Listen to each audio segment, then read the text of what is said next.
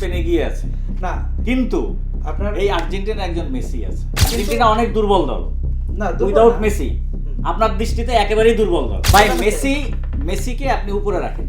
আপনি যদি মেসি বিদ্বেষী হন সেটা আলাদা কথা। না, মেসি বিদ্বেষী হন। মেসি বিদ্বেষী যদি হন আলাদা কথা। না, মেসি, আমি বলতেছি যে স্পেন অনেক উপরে আছে। আমরা খেলার মধ্যে স্পেন থাকতে হবে অনেক যেটা- এগিয়ে আছে, আমি বলি স্পেন স্পেন অনেক এগিয়ে আছে, কিন্তু মেসি ইজ মেসি। এক মেসি দিয়ে তো যেতে যায় না, এক মেসি দিয়ে জিতে আসছে।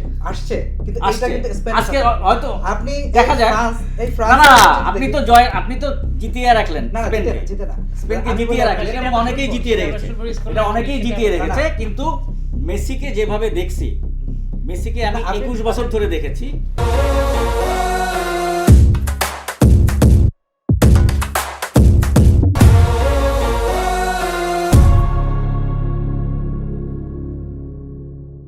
বিশ্বকাপ উপলক্ষে ভিউজ বাংলাদেশের বিশেষ আয়োজন বিশ্ব মাতানো বিশ্বকাপ অনুষ্ঠানে সবাইকে স্বাগত জানাচ্ছি।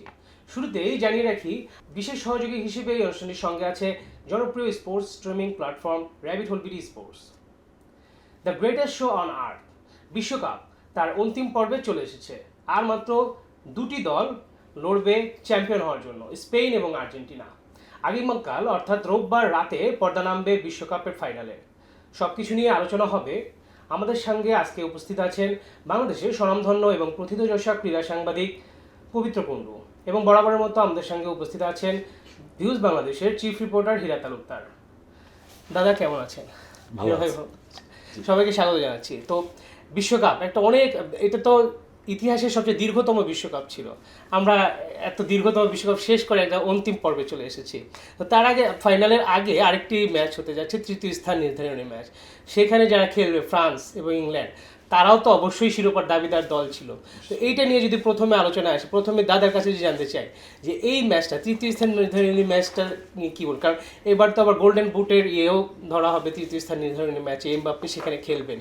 সব কিছু নিয়ে একটু জানতে চাই। হ্যাঁ, দেখুন এই ম্যাচটা না খুবই যন্ত্রণাদায়ক ম্যাচ। তার কারণ কি, দুটো দলই, যে দুটো দল সেমিফাইনালে হেরেছে, সে দুটো দলই কিন্তু শিরোপার দাবি নিয়ে শেষ চারে নেমেছিল এবং তাদের লক্ষ্য ছিল যে চ্যাম্পিয়ন হবে। তো সেমিফাইনালে হেরে যাওয়া মানে কিন্তু বাদ পড়ে যাওয়া, বিশ্বকাপ থেকে বাদ। শিরোপা নেই মানে, শিরোপার লড়াইয়ে নেই মানে নেই। আপনি চ্যাম্পিয়ন আর ভাইস চ্যাম্পিয়ন, অনেকে সান্ত্বনা দিয়ে বলে যে আর আমি তো ভাইস চ্যাম্পিয়ন হয়েছি, রানার্স আপ। কিন্তু জয়ীকেই মানুষ মনে রাখে। ফাইনালে যে জিতবে দেখবেন যে তাকে নিয়েই সারা বিশ্বের মাতামাতি।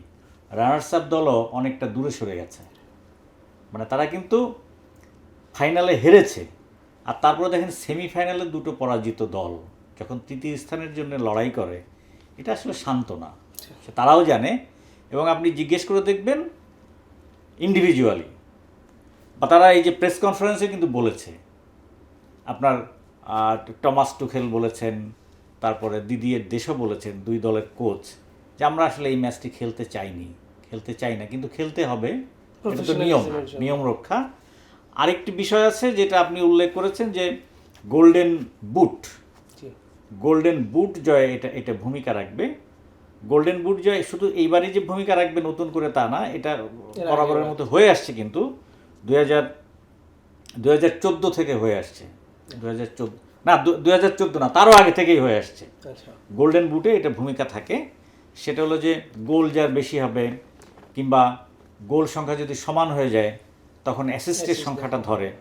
তো এইখানে তো আমরা জানি যে ফ্রান্সের কিলিয়ান এমবাপ্পে 8 গোল এবং 3টি অ্যাসিস্ট নিয়ে লিওনেল মেসির একেবারেই গায়ে রয়েছেন, তাই না? লিওনেল মেসির সেখানে 8 গোল এবং সর্বোচ্চ 4 অ্যাসিস্ট। এইখানে যদি কিলিয়ান এমবাপ্পে ধরেন গোল এবং অ্যাসিস্টে যদি এগিয়ে যেতে পারেন, তো বিশ্বকাপ জেতা হয়তো হলো না, একটি ব্যক্তিগত সান্ত্বনা থাকলো, একটি ব্যক্তিগত পুরস্কারের সান্ত্বনা থাকবে, যে গোল্ডেন বুটটা আমাদের হলো। এটা একটা গুরুত্ব। আর তাছাড়া আসলে এটা খুব একটা গুরুত্ব কিন্তু নেই। আপনি দেখবেন যে খেলোয়াড়েরা, আমি বলবো, অনেকেই পা বাঁচিয়ে খেলছে, কারণ কদিন পরে কিন্তু আবার সিজন শুরু হবে। ক্লাবের কিন্তু একটা প্রেশার আছে, অদৃশ্য প্রেশার আছে। এই তৃতীয় স্থান নির্ধারণী ম্যাচ খেলতে যে কেউ সর্বস্ব উজাড় করে দিয়ে কিন্তু খেলবে না, ওই ঝুঁকি নিয়ে কিন্তু খেলবে না, যে ঝুঁকিটা নিয়ে ফাইনাল খেলতো, যে ঝুঁকিটা নিয়ে সেমিফাইনাল খেলেছে। এইটাই। ওকে, আবার এই আরেকটা জিনিস দেখছি যে এবারের বিশ্বকাপের এই যে তৃতীয় স্থান নির্ধারণী ম্যাচ, এটাকে আবার ব্রোঞ্জ ফাইনাল হিসেবে আর কি এটা একটু হাইপে আনার চেষ্টা হচ্ছে। এবার একই প্রশ্ন হীরা ভাইয়ের কাছ থেকেও একটু জানতে চাই যে এই তৃতীয় স্থান নির্ধারণী ম্যাচ। আচ্ছা, এটা দাদা বলেছে যেটা আমি দাদার সাথে একদম একমত যে এই ম্যাচটা হচ্ছে যে এক ধরনের সান্ত্বনার ম্যাচ বলা হয়, কিন্তু আপনি দেখেন এই ম্যাচটা বরাবরই কিন্তু করে আসছে ফিফা। কারণ হচ্ছে যে এটা একদিক থেকে কিন্তু গুরুত্বপূর্ণ। কোন কোন দিক থেকে গুরুত্বপূর্ণ আমি আপনাকে বলি। সেটা হচ্ছে যে ধরেন তাদের ওয়ার্ল্ড কাপ চ্যাম্পিয়ন হওয়ার রেস শেষ, এখন তারা বাদ, তাহলে কি হবে? এই দুইটা দল এদের তো আসলে আবার তো এখানে তো তাদের জীবনের সব কিছু শেষ না, আবার নতুন করে তাদের পথ চলা শুরু হবে। যার যার এলাকা ধরেন ফ্রান্স এবং ইংল্যান্ড দুই দলই সামনে ইউরো খেলবে, নেশনস লিগ খেলবে। তাদের দল আগামী বছর আগামী যে 2030 সালে যে ওয়ার্ল্ড কাপ হবে সেখানে কোয়ালিফাই করার জন্য খেলবে, সেখানে কোয়ালিফাই করলে সেখানে তাদের চ্যাম্পিয়ন হয়। মানুষের প্রত্যেকটা দলেরই কিন্তু দীর্ঘমেয়াদী একটা পরিকল্পনা থাকে। আপনার কোনো দলেরই কিন্তু প্ল্যানটা কিন্তু এই না যে এই বিশ্বকাপই শেষ। তারা আপনি এই স্পেন এবং আর্জেন্টিনায় ধরেন, তারাও কিন্তু পরবর্তী ওয়ার্ল্ড কাপের জন্য প্রস্তুতি নিচ্ছে। স্পেনের কোচও বলেছে যে আমাদের এই দল নিয়ে আমরা এবার বিশ্বকাপ জয় করব এবং আমরা আগামীতেও আমাদের এই যে প্লেয়াররা হবে এক একজনের বয়স তবে প্রত্যেকেরই 25-এর নিচে থাকবে পরবর্তী বিশ্বকাপে ভালো প্লেয়ারদের। পাউ কুবার্সি বলেন, গাভি, এই নিকো উইলিয়ামস, এই তারপর হ্যাঁ। তো এই যে তাদের একটা জেনারেশন তৈরি করা, এই জেনারেশনগুলা বছরের পর বছর খেলবে, আগামী 2-3টা হয়তো বিশ্বকাপ সার্ভ করবে এরা। তো এই দিক থেকে আপনি দেখেন যে প্রত্যেকেরই এই যে ফ্রান্স এবং ইংল্যান্ড দুই দলেরই কিন্তু এই যে আজকের যে ম্যাচটা হবে এই ম্যাচটা দিয়ে তারা হচ্ছে যে পরবর্তীতে তাদের যে পথ চলা এটা কিন্তু আজকেই শুরু হবে, আবার নেক্সট পথ চলা। এইটার জন্য আমি বলবো এটা যে একেবারে গুরুত্বহীন তা না, এইটারও গুরুত্ব আছে, অবশ্যই গুরুত্ব আছে তাদের কাছে এবং দলগতভাবে। আর দাদা যেটা বললেন যে গোল্ডেন বুট তো অবশ্যই এটা একটা বিশ্বকাপের ম্যাচ, সো এই ম্যাচটা অবশ্যই কাউন্ট হবে যে এই ম্যাচের কত গোল দেয়। শুধু এমবাপ্পে না, এখানে কিন্তু হ্যারিকেনও কিন্তু কাছাকাছি আছে। হ্যারিকেন যদি আরও 2টা গোল দেয় সে কিন্তু গোল্ডেন বুট পেয়ে যাবে। তো এই যে বিষয়গুলো এই জন্য এই ম্যাচটা ইম্পর্টেন্ট এবং তাদের মধ্যেও কারা হয়। এবং সবচেয়ে বড় ব্যাপার হচ্ছে ফুটবল বোদ্ধা এবং আর্জেন্টিনা স্পেন তাকিয়ে থাকে এই ম্যাচটার দিকে। কারণ হচ্ছে তারা কি ভুলচুক করেছে, আসলে কোন দল আসলে বেশি শক্তিশালী, তারা কিভাবে খেলে আসছে ওই অনুযায়ী পরবর্তী ম্যাচটা। কারণ আর্জেন্টিনা দেখেছে যে ফ্রান্স কিভাবে তাদেরকে ট্যাকেল দেওয়ার চেষ্টা করেছে, ফ্রান্স কোন কোন জায়গায় দুর্বলতা দেখিয়েছে। হ্যাঁ, এই ফ্রান্স এইবারও কি করে এটা তারা দেখবে। আবার স্পেন দেখবে যে ইংল্যান্ড আসলে কি করে, তারা আসলে এই ম্যাচটা কিভাবে তারা খেলছে, আগের ম্যাচটা কেমন পারে নাই। তো দুই দলের একটা পরীক্ষা নিরীক্ষা এবং যারা জিতবে, ধরেন এই ম্যাচটা যদি ফ্রান্স যদি জিতে যায় এবং ভালো ব্যবধানে 200-300 করে দেয়, স্পেন থাকবে একটা গিয়ার আপের মধ্যে। তখন তারা ভাববে যে আমাদের সাথেই ফ্রান্স পারে নাই, তো সেই ফ্রান্স এখন এইভাবে জিতলো মানে হচ্ছে ইংল্যান্ড অনেক দুর্বল ছিল, যেই কারণে আমরা স্বাভাবিকভাবে তারা মানসিকভাবে এটা মাঠে ওইভাবে প্রভাব না পড়ে মানসিকভাবে একটা চাঙ্গা থাকবে। আবার আর্জেন্টিনাও তাই, যদি ইংল্যান্ড জিতে যায় আর্জেন্টিনা একটা মানসিকভাবে ইয়ে থাকবে যে আমরা যাদের হারিয়ে আসছে তারাই জিতেছে। মানে এই জিনিসটা এই ম্যাচের উপরে প্রভাব ফেলবে। আর ম্যাচের যদি আপনি ধরন বলেন যে এই ম্যাচটার যে আসলে কি রেজাল্ট হতে পারে, যে আমার কাছে যেটা মনে হয় দুই দলের খেলা দেখে ইংল্যান্ড খুবই ব্যালেন্স টিম। তারা হচ্ছে যে যখন তারা স্বাভাবিক খেলাটা খেলেছে ওই পকেটের মধ্যে ঢোকার আগ পর্যন্ত একদম আপনার গোল দেওয়ার পর যে তারা একদম নিজেরা যে গুটি সুটি মেরে যে চলে আসছে, এটা একটা মানে ঐতিহাসিক ভুল করার আগ পর্যন্ত তারা যেই খেলাটা খেলেছে সেটা যদি স্বাভাবিক খেলাটা তারা খেলতে পারে এই ম্যাচে হাড্ডাহাড্ডি লড়াই হবে। আর ফ্রান্সের এই স্পেন ম্যাচটার আগে আমি আপনাকে বলেছিলাম যে স্পেন ম্যাচটার ফ্রান্স এবং স্পেন এই দুই দলের যে খেলাটা আপনি বলেছিলেন তো যে ফ্রান্স যেভাবে খেলে আসছে দুর্দান্ত, এবং সেই ফ্রান্সকে আটকাবে কে, দাদা বলে যে আটকাবে কে ফ্রান্সকে। আপনি দেখেন ফ্রান্স কিন্তু দুর্দান্ত খেলেছে এবং ফ্রান্স তার সর্বস্ব দিয়ে খেলেছে, কিন্তু স্পেন আগে থেকেই জানতো ফ্রান্সকে আটকাতে হলে কী করতে হবে। এই দলটা একমাত্র বিশ্বকাপে একমাত্র দল, তারা জানেন যে অপোনেন্টকে আটকে রেখে নিজেদের খেলাটাকে কীভাবে খেলতে হয় এবং পরিকল্পনা করা এবং সেটা মাঠে বাস্তবায়ন করা। এটা একমাত্র স্পেন এখন পর্যন্ত দেখেছে দুর্দান্তভাবে। এবং ম্যাচ টু ম্যাচ আপনি একদম ফার্স্ট ম্যাচ থেকে লাস্ট ম্যাচ পর্যন্ত সেমিফাইনাল পর্যন্ত আপনি দেখবেন যে স্পেন কিন্তু প্রতিটা ম্যাচে ওই ম্যাচের গুরুত্ব অনুসারে খেলে। একেবারে নিজেকে উজাড়ও করে দেয় না, আবার একেবারে গুটিসুটিও মারে না। তাদের যেই ম্যাচটা পর্তুগালের সাথে যা করার দরকার ছিল করেছে, বেলজিয়ামের সাথে যেটা দরকার আবার অন্য স্টাইলে, আবার ফ্রান্সের সাথে আবার আলাদা স্টাইলে। তো ওই জন্য বলবো যে ফ্রান্স ওইখানে হেরে গেছে। ফ্রান্স আসলেই খুব দুর্দান্ত দল, স্পেনের সাথে খেলা না হলে হয়তো ফ্রান্স আজকে আমরা ফাইনালে দেখতাম। তো এই জন্য আমার কাছে মনে হয় যে এই ম্যাচে ফ্রান্স পরিষ্কার ফেভারিট। তো এই ক্ষেত্রে কিন্তু ভাই যেটা যে লুইস দে লা ফুয়েন্তে, তার কিন্তু ট্যাকটিক্যাল যে মাস্টার মাইন্ড, সেটারও কিন্তু একটা ভূমিকা ছিল। একই সাথে আবার যদি ইংল্যান্ড আর যে আর্জেন্টিনার খেলাটা দেখি, সেই ক্ষেত্রে যেমন থমাস টুকেল, সেটা নিয়ে অনেক আলোচনা হচ্ছে। থমাস টুকেল অতি রক্ষণাত্মক কৌশলের কারণে হেরে গিয়েছেন। অপরদিকে স্কালোনি, যেমন আমরা দেখেছি তিনি একটা সাহসী সিদ্ধান্ত নিয়েছেন, তিনি একটা লেফট ব্যাক সম্ভবত টাগলিয়াফিকো, তাকে উঠিয়ে লটারো মার্টিনেজকে নামিয়েছেন। তো এটাও কিন্তু একটা কোচদের লড়াই। আবার আরেকটা জিনিস, যেমন লুইস দে লা ফুয়েন্তের শিষ্যই কিন্তু স্কালোনি, হ্যাঁ। তো এই যে গুরু শিষ্যের যে একটা হবে, ব্যাটল হতে যাচ্ছে, শুধুমাত্র এই অ্যাসপেক্টে যদি প্রশ্ন করি দাদা, যে এই ফাইনালে গুরু শিষ্যের মধ্যে তার কে কার দিকে নজর থাকবে বেশি? না, গুরু শিষ্যের কোচের, হ্যাঁ, ডাগ আউটে একটা লড়াই তো চলে, কোচ ভার্সাস কোচ, এবং সেই লড়াইটাই তো আসলে মাঠের মধ্যে খেলার গতিপথ নির্ধারণ করে দেয়, তাই না? কোচ দে লা ফুয়েন্তে, হ্যাঁ, 2017 সালে ইউরো রেফারিজ কোর্স ছিল আর কি, ইউরো প্রো লাইসেন্স কোর্স, ওইটার কোর্স উনি লেকচারার ছিলেন আর কি, উনি একজন ডেমনস্ট্রেটর ছিলেন।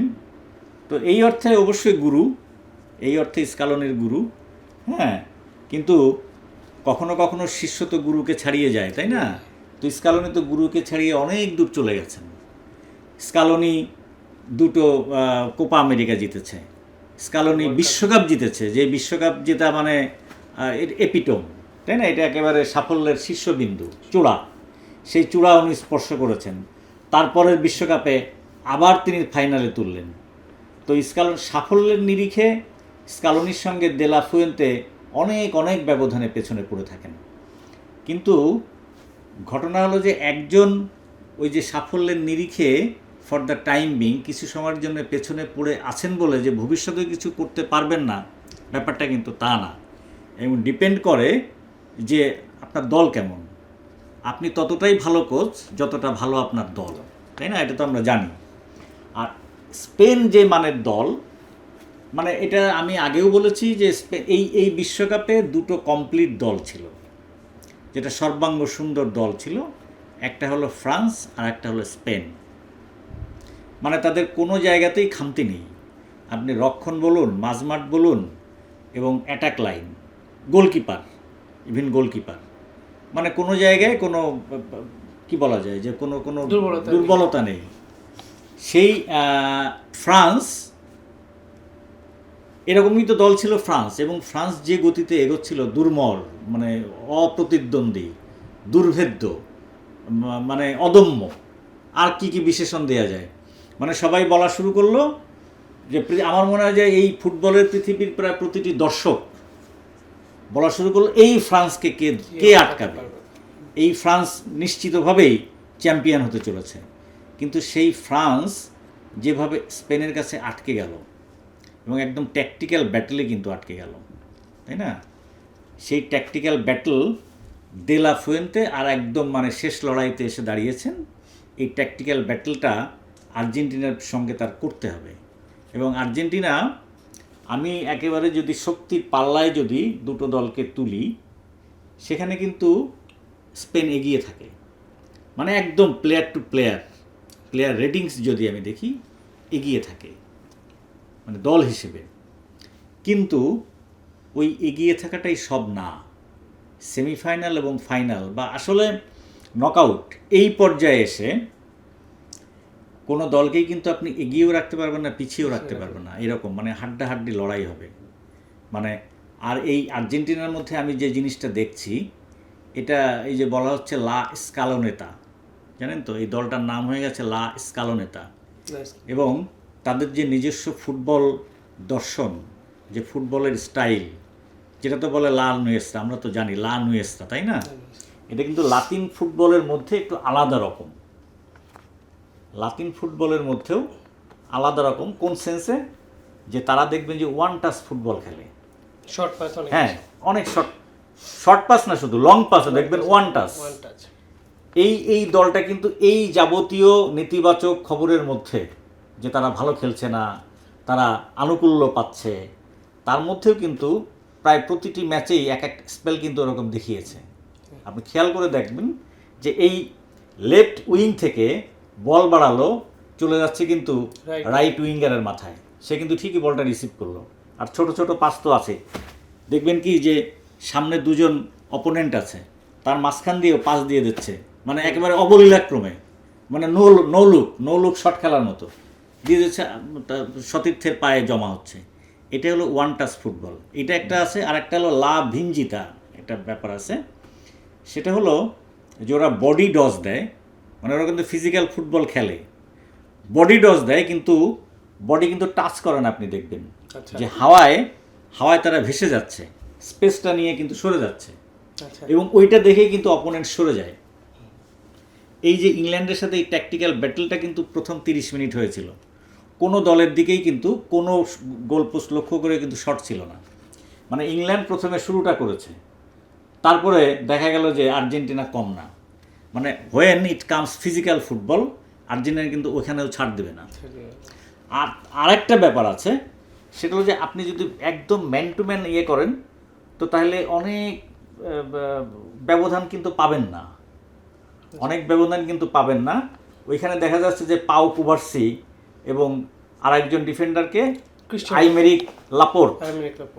আইমেরিক লাপোর্ট, পাও কুভার্সি সেন্টার ব্যাক হিসেবে দুর্দান্ত খেলছে। এদের কিন্তু ক্রিস্টিয়ান রোমেরো এবং লিসান্দ্রো মার্তিনেজ এরাও কিন্তু দুর্দান্ত খেলছে। ঘটনা হলো যে ওদের ভুল কিন্তু কম হয়েছে। ভুল কম হওয়ারও আরও কারণ আছে। যদি আপনার উইং ব্যাকের কাভারেজটা থাকে, একটা পর্দা যদি থাকে, লেফট উইং ব্যাক এবং রাইট উইং ব্যাক যদি দুর্দান্ত কাভারেজ দেয়, তাহলে কিন্তু ওই সেন্টার ব্যাকের ওই ভুলগুলো ধরা পড়ে না। আর্জেন্টিনার কি হচ্ছে, আর্জেন্টিনার দুই উইং ব্যাক যে কোনো কারণেই হোক, এদিকে মলিনা আর এদিকে আপনার তাগলিয়াফিকো বা ফাকুন্দো মেদিনা, এরা কিন্তু কুইক, কিন্তু ওই যে ওরকম যেটা ট্রানজিশন কিন্তু নামতে পারে নাই। এই জন্যে কিন্তু ওই সেন্টার ব্যাকের দু একটা দোষ ধরা পড়ছে। এবং কি হলো, এটা নিয়ে আপনি এই যে ইংল্যান্ডের কোন এক ডিফেন্ডার ওটা বললো না, এই যে আর্জেন্টিনা এই যে সেমিফাইনালের আগে, যে এরা দুইজন হলো ওয়ার্স্ট সেন্টার ব্যাক। হ্যাঁ, ওয়ার্স্ট সেন্টার ব্যাক। এরা কখনো কখনো দুর্দান্ত খেলে এবং বেশিরভাগ সময়ই এরা গাধার মতো কাজ করে। তারপরে তো এই সেমিফাইনাল জিতে ক্রিস্টিয়ান রোমেরো কি উত্তর দিল, এটা আমরা দেখছি। আমরা তো এখন ওই যে এক্স কিংবা যেটা টুইটার, এর মাধ্যমে কিন্তু অনেক কিছু জানা যায়। ব্যক্তিগত অ্যাকাউন্টে ওরা কিন্তু একেবারে ওরকমভাবে উত্তর দিয়ে দিচ্ছে, বলছে। আমরা তো দেখলাম আচ্ছা, এটা গেল ডিফেন্স। আচ্ছা, আর একটা হলো আর্জেন্টিনার মাঝমাঠ। দেখেন, আর্জেন্টিনার মাঝমাঠে হলো লিয়ান্ড্রো পারেদেস, তারপরে ম্যাক অ্যালিস্টার, তারপরে রড্রিগো ডি পল, এনজো ফার্নান্দেজ। এটা কিন্তু কম না। আপনি হয়তো মার্কস বেশি দেবেন স্পেনের, কিন্তু এরা কম না, এবং এরা শেষ বিন্দু পর্যন্ত কিন্তু লড়াই করে। এরা যদি এদের সামর্থ্য হয়, প্রকৃত সামর্থ্য হয়, দেখা যাচ্ছে যে 90, এরা কিন্তু 100 দিচ্ছে। সেটা কি নিজেদের আর্জ, নিজেদের উইলিংনেস, এটা দিয়ে এই ঘাটতিটা কিন্তু পূরণ করছে। আর আরেকটা আছে অ্যাটাক লাইন। আপনি বলেন attack line, Lautaro Martinez, Julian Alvarez আর মেসিকে একটু আলাদা সরিয়ে রাখছি। এরা তো যদি 4-4-2 ফরমেশনে খেলে, দুইজন ফরওয়ার্ড থাকবে, আলভারেজ আর মার্তিনেজ, তাই না, লাউতারো মার্তিনেজ। তো আপনি দেখেন তারা কিন্তু লিগে দুর্দান্ত তাদের পারফরমেন্স গেছে। অবশ্যই ইন্টার মিলানকে জিতিয়েছে লাউতারো মার্তিনেজ, তারপরে আতলেতিকো মাদ্রিদ তো এমনি ডিফেন্স মাইন্ডেড, রক্ষণাত্মক মানসিকতার দল, তারপরে তো সেখানে সে দুর্দান্ত। আর গত বিশ্বকাপের কথা যদি বলেন, সেই বিশ্বকাপে একেবারেই উদীয়মান খেলোয়াড় ছিলেন হুলিয়ান আলভারেজ। কি দুর্দান্ত পারফরমেন্স ছিল, তাই না? প্রথম 3-4 ম্যাচে একটু অফ কালার ছিলেন, কিন্তু তারপরে ওই দুর্দান্ত গোল দিয়ে তিনি তো ফিরে এলেন মিশরের সাথে, তাই না? ওই গোল তো আসলে এই যে কমিটি বলা হচ্ছে যে কমিটির দল, হ্যাঁ, এটা তো ব্যক্তিগত ইন্ডিভিজুয়াল ব্রিলিয়েন্স, Brilliance. তাই না? মোমেন্ট অফ ব্রিলিয়েন্স, সোজা কথা। সেই জন্য না কাউকে এগিয়ে রাখাও যাচ্ছে না, কাউকে পিছিয়ে রাখাও যাচ্ছে না। তবে হ্যাঁ, স্পেনের মূল শক্তির জায়গা কিন্তু মাঝমাঠ, এবং সেই মাঝমাঠের কাণ্ডারি হলেন রদ্রি। এবং রদ্রি কিন্তু ডিফেন্সিভ মিডফিল্ডার হিসেবে খেলেন, ডিফেন্সিভ মিডফিল্ডার রদ্রি এবং একটা ফাবিয়ান রুইজ। অদ্ভুত, কিন্তু রদ্রি কিন্তু ডিফেন্সিভ মাইন্ডেড, ওদের মধ্যে আবার ভাগ করা আছে। রদ্রি থাকবে ডিফেন্সিভ মাইন্ডেড, ডিফেন্সের দিকে তার চোখ থাকবে, আর ফাবিয়ান রুইজ কিন্তু এই যে। লম্বা শরীর, হ্যাঁ, সে কিন্তু লম্বা পায়ে বল বাড়াবে এবং ওরকমভাবে। ফ্রান্সের সাথে কিন্তু ওইটাই হয়েছে, ফাবিয়ান রুইজ ওইদিকে অ্যাটাকে ওরকমভাবে করেছে, তাদের জেরবার করেছে, আর রদ্রি পেছনের দিকে পেছনে এসছে, শুধু পেছনেই না, পেছনে এসে ডিফেন্স করেছে, সমানে বল বাড়িয়েছে, রুইসকে দিয়েছে, ওইদিকে অ্যাডভান্সড লেফট ব্যাক কুকুয়ারেয়া তাকে বাড়িয়েছে, মানে অসাধারণ। রদ্রি ওয়াজ আউটস্ট্যান্ডিং, পুরো ম্যাচটাই রদ্রি খেললো। পুরো মানে অর্কেস্ট্রেটর, হ্যাঁ, পুরো ম্যাচের অর্কেস্ট্রেটর ছিলেন রদ্রি। তা যদি আবার এই রকম খেলাটাই হয় স্পেনের, এরকম খেলাটাই দেয়, আর ওই যে তাদের তিকিতাকা থেকে তো সরে গেছে না, দেলা ফুয়েন্তে তো সরে গেছেন টিমটাকে অন্যভাবে, সেই শুধু পাস তিকিতাকা, পাস হ্যাঁ, একটু পাস ওটা পাস develop আছে, করেছে। পাসের নৈপুণ্যতা আছে, কিন্তু তিকিতাকা হলো আমি শেষ মুহূর্তে আর একটা পাস দেওয়ার চেষ্টা করব, হ্যাঁ। যাতে অপোনেন্ট আমাদের মানে বিভ্রান্ত হয়ে যায়। বিভ্রান্ত হয় এবং আমাদের নাগালি পায় না পায়, হ্যাঁ। হ্যাঁ। ওই তিকিতাকার আরেকটা দর্শন হলো যে শেষ মুহূর্তে তুমি গোলকিপারকে ডস দাও।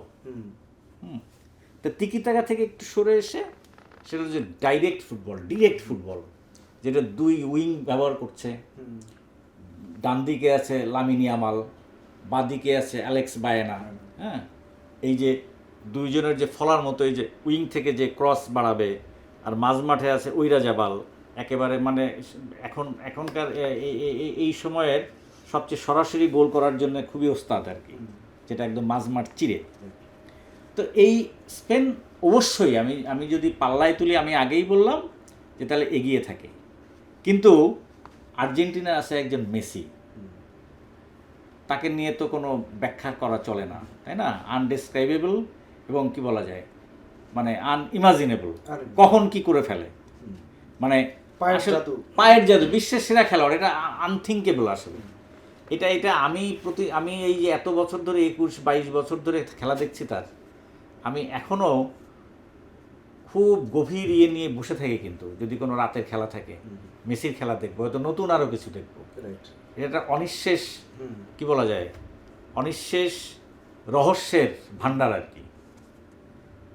সুতরাং মেসিকে দিয়ে বিশ্বাস নেই, মেসি কি করে ফেলে, আর অন্যদিকে কিন্তু সমান সমান লড়াই হবে, এরকম যে কোনো কিছুই হতে পারে ফাইনালে। ধন্যবাদ দাদা। এখন এইটা তো মহাদেশেরও একটা লড়াই, ইউরোপীয় ফুটবল দর্শন একরকম, আবার ল্যাটিন আমেরিকার দক্ষিণ আমেরিকার ফুটবল দর্শন একরকম। তো এটা তো দর্শনেরও লড়াই, যে ল্যাটিন নাকি ইউরোপ, কারণ ইউরোপ কিন্তু অনেক দিয়ে ইউরোপিয়ান ডমিনেন্স কিন্তু আমরা এই বিশ্বকাপেই দেখেছি, যে এই ফাইনালের সেমিফাইনালের 4টা দলের মধ্যে 3টাই ইউরোপিয়ান। সেইখানে সবেধন নীলমণি দক্ষিণ আমেরিকার আছে শুধু আর্জেন্টিনা, তারা কি পারবে? এবার হীরা ভাইয়ের কাছে জানতে চাই, সেই ল্যাটিন আমেরিকার ফুটবল কি জিতবে ইউরোপিয়ান ডমিনেন্স? আচ্ছা, যেটা বললেন যে ল্যাটিন আমেরিকা এবং ইউরোপ, এই দুই মহাদেশের মধ্যে দাদা যেটা বললেন যে ল্যাটিনের মধ্যেও কিন্তু আর্জেন্টিনা একটু ডিফারেন্টলি ফুটবল খেলে, এই ফুটবলের মধ্যে কিছুটা আঁচ আছে আপনার ইউরোপিয়ান স্টাইল। তো যেটা ব্রাজিল বা কলম্বিয়া, হ্যাঁ, এরা যেইভাবে খেলে, চিলি এইভাবে কিন্তু তারা একটু ইউরোপিয়ান স্টাইল।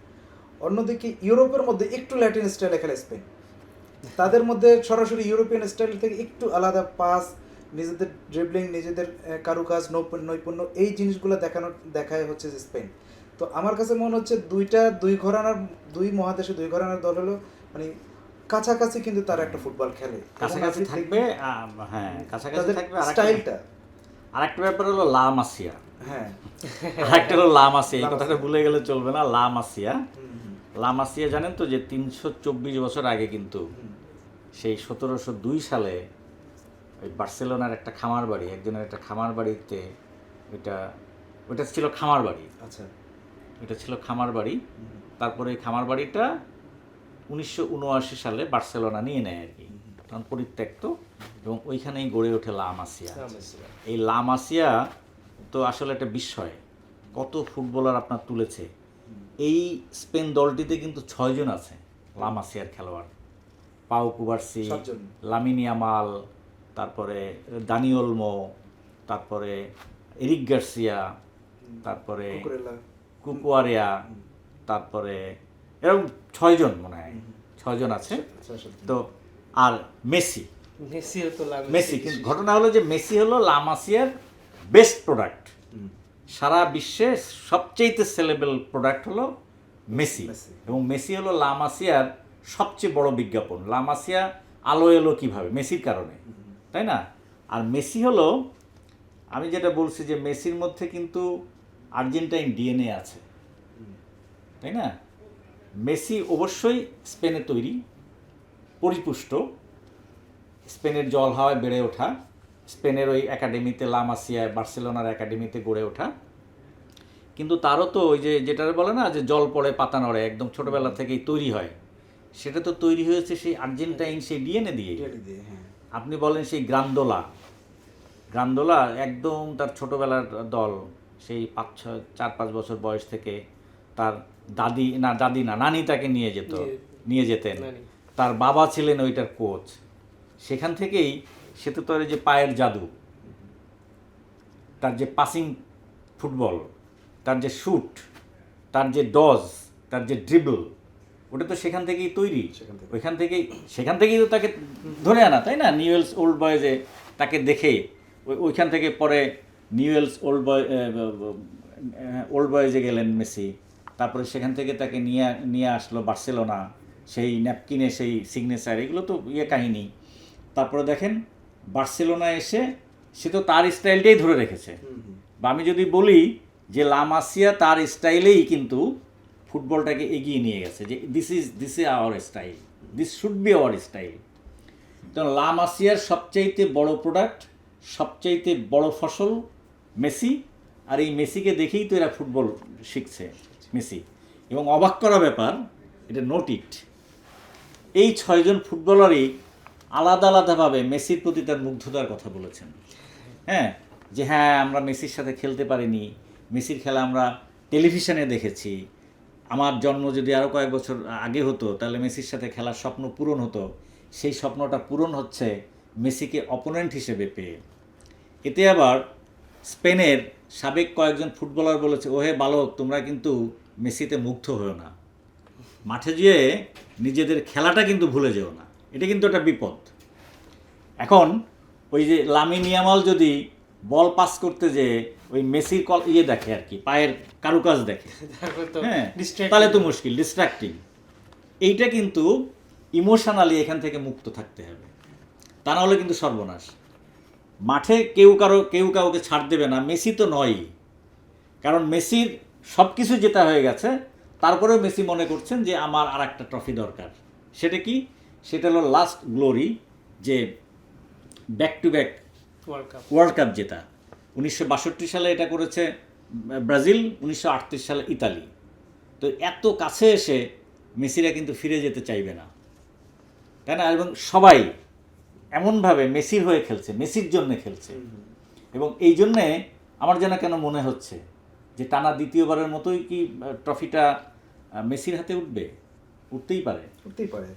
তো ওইটাই আর কি দাদা যেটা বলেছেন, যে আমার কাছেও যেটা মনে হয় যে মেসির তার লাস্ট ওয়ার্ল্ড কাপ হয়তো এই বিশ্বকাপে, এবং তারা চাইবে যে এখান থেকে তারা আসলে মেসি আরেকটা বিশ্বকাপ জিতে তারা, এবং এইটার জন্য ওয়ার্ল্ড কাপে আসা মানে আর্জেন্টিনার যারা আছেন প্রত্যেকেই কিন্তু মেসির জন্য এই খেলাটা খেলছেন। মেসিকে সামনে মেসির জন্য মূলত খেলেছিল তারা গত বিশ্বকাপটা। এই বছর তারা হচ্ছে মেসির নেতৃত্বে আরেকটা, এবং এই বছর কিন্তু আর্জেন্টিনা দল আরও পরিণত, সবাই কিন্তু ওই মেসি ছাড়াও যে অন্যরা যারা, লাউতারো মার্টিনেজ আপনি দেখেন, তারপরে আপনার আলভারেজ, এরা। হ্যাঁ, এটা আমি আরেকটি হীরার সাথে আরেকটি বিষয় যোগ করি।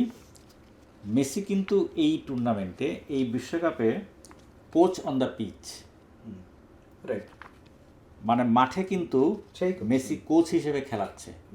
সে নিচেই নিচে নেমে যাচ্ছে নিজেই, তারপর ডাইনি উঠে যাচ্ছে, সতীর্থকে বলছে বলটা এদিকে দাও, বলটা এদিকে দাও, বলটা আমাকে দাও।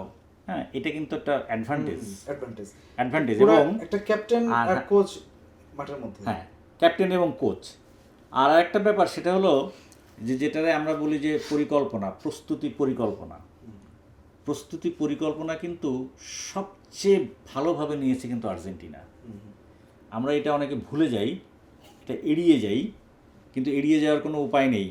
আপনি দেখেন মেসি 2022 বিশ্বকাপ খেলার পরে তাকে যখন পিএসজি আর রাখবে না, কন্ট্রাক্ট রিনিউ করবে না, তখন তো অনেক কথাই হয়েছে যে আবার বার্সেলোনায় ফিরে আসতে পারে, ইউরোপে কোথায় যাবে, মানে তাকে নিয়ে সৌদি প্রো লিগে চলে আসছে, সৌদি আরবে উনি এলেনও, মনে আছে একটা ট্যুরে উনি এসছিলেন, তখন তো একদম জল্পনা মনে হচ্ছে যে সত্যি হয়ে গেল যে মেসি মনে হয় সৌদি প্রো লিগেই আসছে, কিন্তু না, উনি ফিরে গেলেন। উনি গেলেন কোথায়? MLS-এ। উনি গেলেন যুক্তরাষ্ট্রে, যেখানে ওই 4 বছর আগেই কিন্তু নির্ধারিত হয়ে গেছে যে পরের বিশ্বকাপটা এখানে হবে। তার মানে মেসি ওই বিশ্বকাপের সাথে যেটা মানে কি বলা যায়, বিং দেয়ার এই ফিলিংটা নেওয়ার জন্য কিন্তু অনেক আগেই চলে গেছে ওইখানে। দর্শক নন্দিত হয়েছে, দর্শকদের কাছাকাছি গেছে, দর্শক প্রিয় হয়েছে, মাঠ চিনেছে, কোন মাঠে খেললে কি হবে না হবে কেমন, সমস্ত মাঠটির তো চেনা MLS-এ খেলতে তাই না? তারপরে নিজে আবার ট্যাকটিক্যালি নিজে কৌশল খাটিয়ে কিন্তু ওই ডিপলকে আবার নিয়ে গেছে, যাকে বলা হয় যে তার মানে বডিগার্ড, এবং ডিপলকে নিয়ে যেয়ে কিন্তু এটা আরও ভালো হয়েছে। ডিপলের হয়তো সেই গতি আগের মতো নেই, কিন্তু ওই যে আউটস্ট্যান্ডিং যে বোঝাপড়াটা দুইজনের মধ্যে, যে আন্ডারস্ট্যান্ডিং, ওইটা তো আছে। আপনি দেখেন যে ডিপলকে গত ম্যাচে সেমিফাইনালে প্রথমে নামায়নি, তাই না? কিন্তু ঠিকই ডিপলকে দ্বিতীয়ার্ধে নামানো হয়েছে, এবং দ্বিতীয়ার্ধে কিন্তু ম্যাচের যে রং বদলে দেওয়ার এই যে মুহূর্ত, এগুলো কিন্তু অনেকটাই ডিপলের পায়েও তৈরি, তাই না? সুতরাং আমি যদি বলি প্রস্তুতি পরিকল্পনা, সেখানে কিন্তু ওই স্পেনের চাইতেও এগিয়ে কিন্তু আর্জেন্টিনা। এখন কি ঘটে 19 জুলাই রাতে আর কি, রোববার রাতে এই new jersey new York MetLife স্টেডিয়ামে, সেটাই দেখাচ্ছে। আচ্ছা, আমি ওই যে বললাম যে দুই দলের যদি আপনি যদি খেলার ইয়েটা ধরেন, তো এখানে মার্টিনেজ তো তাদের গোলরক্ষক খুবই ভালো খেলছে আর্জেন্টিনার। তো আর্জেন্টিনার যেটা বললেন যে দাদাও বললো যে তাদের ফরওয়ার্ড লাইন এই বছর এই বিশ্বকাপে কিন্তু সবচেয়ে ভালো আমার দেখা, মানে এটা তো আমার বক্তব্য, মানে আমার বিশ্লেষণ, তাতে মনে হচ্ছে যে সবচেয়ে ভালো ফরওয়ার্ড লাইনটা এবার আমার কাছে মনে হয়েছিল ফ্রান্সের, কিলিয়ান এমবাপ্পে, দেমবেলে এবং অলিসে, এবং এরপরে কিন্তু আপনার এই যে মার্টিনেজ, লাউতারো মার্টিনেজ, তারপর আলভারেজ এবং মেসি, তো এই ত্রয়ী খেলবে এখানে। আমরা আগের একটা এপিসোডে আমরা বলেছিলাম যে ফ্রান্স এবং স্পেন খেলার আগে যে আপনি আমাকে বলেছিলেন যে বিশ্বের সেরা ফরওয়ার্ড লাইন, তো সেই ফরওয়ার্ড লাইনে আমি কিন্তু একটা জিনিস বলেছিলাম, এই ফরওয়ার্ড লাইনকে তো বল পেতে হবে এবং মুহুর্মুহুর বল পেতে হবে। এখানে আপনার অলিসেকে বল পেতে হবে, অলিসের থেকে এখানে দেমবেলের বল পেতে হবে, এবং এমবাপ্পের মাঝখানে যদি বলটা না পায়, মিডফিল্ড থেকে যদি সাপ্লাইটা না হয়, তাহলে কি করবে এরা? তো আমি ওই সময় বলেছিলাম যে ফ্রান্স যত শক্তিশালী হোক, মিডফিল্ড কিন্তু কন্ট্রোল করবে স্পেন, এতে কোনো সন্দেহ নেই। এবং দেখেন ওই খেলায় শুধুমাত্র মিডফিল্ডের কারণে স্পেন কিন্তু জিতেছে, এবং ফ্রান্সের হারার কারণ শুধু মিডফিল্ড।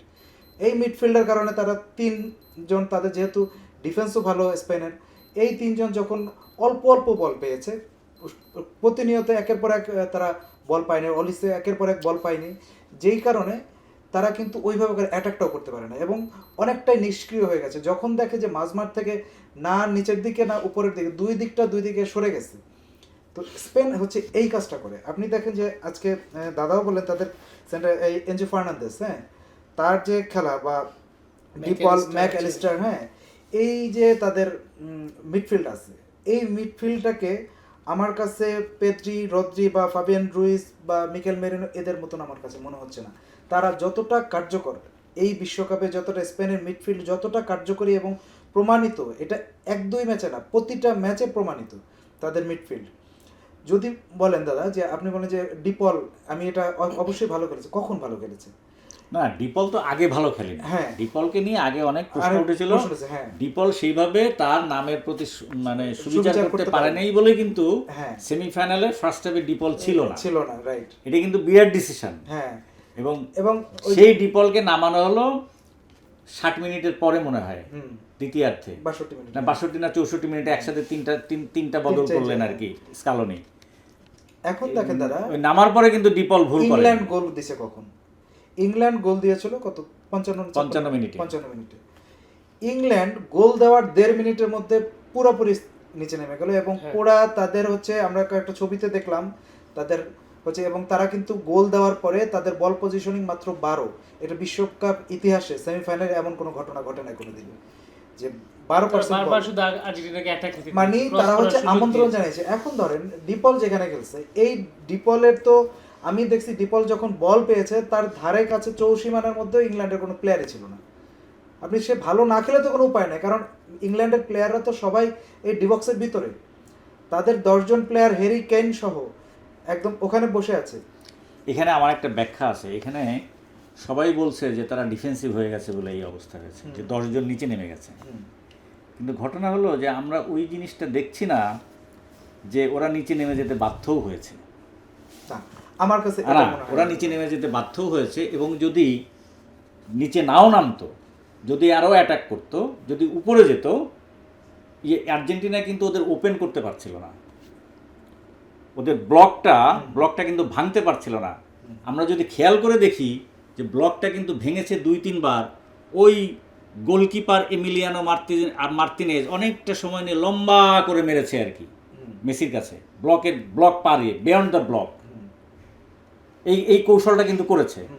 যদি আর্জেন্টিনা কিন্তু চাচ্ছিল যে ওরা উপরে আসুক, যদি ওই নিচে নেমে না যেত, গোল আরো বেশি হতো। না, আমি এটা বলতে পারি আমার গোল কাছে আরো বেশি হতো। আমার কাছে এটা মনে হয় না, কারণ কি, কারণ এই যে 2টা ব্লক ভেঙেছে কিন্তু এমিলিয়ানো মার্তিনেজের লম্বা বাড়ানো বলে, একদম ওই যে ডিফেন্সিভ মিডফিল্ডের পেছনে যে খেয়াল করে দেখুন যে মেসি সেই বল কিন্তু ধরেছে। আর তাদের এতই তাদের ফায়ার পাওয়ার, এতই তাদের ডিফেন্সিভ ঠেকাতে পারলো না কেন? মেক্সিকোর সাথে ঠেকালো। মেক্সিকোর সাথে না, আমি বলি আর্জেন্টিনা তো দুর্বল দল। আমার মনে হচ্ছে যে আমি একটু আর্জেন্টিনার টেনে কথা বলছি, নট দ্যাট, আমি এটা খেয়াল করেছি। তো 10 জন নামিয়ে করতে পারলো না কেন? অ্যাটাক লাইনের এইটাই তো ব্যাপার, পারলো না। এইটা হচ্ছে পারবে না। এটা হচ্ছে যে অ্যাটাক যখন একের পর এক আসে, আপনি যখন না মেসিকে যেভাবে ট্যাকল করেছে 4-5 জন মিলে, জানেন তো, 4 জনকে কিন্তু কাটিয়ে চলে আসছে মেসি, ওইটাও তো ভাইরাল হয়েছে। হ্যাঁ, তারপরে কি হলো? এখন ট্যাকটিক্সের ভুল, এটা তো ধরা সহজ। ওইটাই এখন হচ্ছে যে ইংল্যান্ড যেটা করেছে এটা হচ্ছে অতীত, কারণ ইংল্যান্ড যেটা করেছে এটা মাসুল তারা গুনেছে, এবং এই খেলাটায় বলবো যে ইংল্যান্ড আত্মহত্যাই করেছে নিজে, কারণ এইভাবে না খেললে আমার কাছে মনে হয় না যে এইভাবে না খেললে। আমি একটা জিনিস যোগ করি যে আমি একটা জিনিস দেখছি না, এটা কিন্তু স্কালোনিকে একটু ক্রেডিট দিতে হয় যে আর্জেন্টিনা কিন্তু কখনো ক্রসিং, যেটা ক্রস কিন্তু তারা তেমন একটা করে না। আর্জেন্টিনার কখনোই কখনো উইং প্লে তাদের শক্তির জায়গা না। হ্যাঁ, উইং দিয়ে তারা খেলে না। তারা কি করে? তারা উইং দিয়ে শর্ট পাস করে, তারা সেন্ট্রালি অ্যাটাক করে, উইং দিয়ে বল বাড়ায়, মাটি ঘেঁষা, গ্রাউন্ডার দেয়, কিন্তু তারা ক্রস করে না। তার মানে তাদের সেই উইঙ্গার নাই। এবং এই ক্রসগুলো কারা করে? এরা ওই যে উইং প্লে করে, কিন্তু এদের উইং ব্যাক 2 জন, এরা ওভারল্যাপ করে আসে কিন্তু করে। এটা আর্জেন্টিনার ওই ম্যারাডোনার সময়, ওই সময় ছিল 86-এ দেখেছি উইং প্লে হয়েছে, কিন্তু তারপরে আমি আর দেখি নাই যে উইং প্লে আর্জেন্টিনা বড় শক্তি। কিন্তু আর্জেন্টিনা আমি দেখছিলাম বারবার তারা ক্রস করছে, তো মানে ওরা হলো কি, আর্জেন্টিনা হলো কি যে ওই প্রতিপক্ষের ডিফেন্সিভ থার্ডে বা তাদের অ্যাটাকিং থার্ডে ওরা স্পেস তৈরি করে, উইং ব্যাকরা যায়, উইং ব্যাক 2 জন, একজন গেল, আরেকজন পেছনে আসলো, এভাবে যায়, জায়গা বদল করে। আর ওই যে তাদের অ্যাটাকার, তাদের মেসি আছে আর 2 জন আছে। মেসি তো এইখানেই অনন্য, এখানেই তো ইউনিক, এবং মেসিকে কেন্দ্র করে এই দল সাজানো হচ্ছে 2016 সালের পর থেকে, যার জন্য তো সেইভাবে উইঙ্গার কিন্তু উঠে আসেনি, এবং উইং প্লে কখনোই তাদের শক্তির জায়গা না।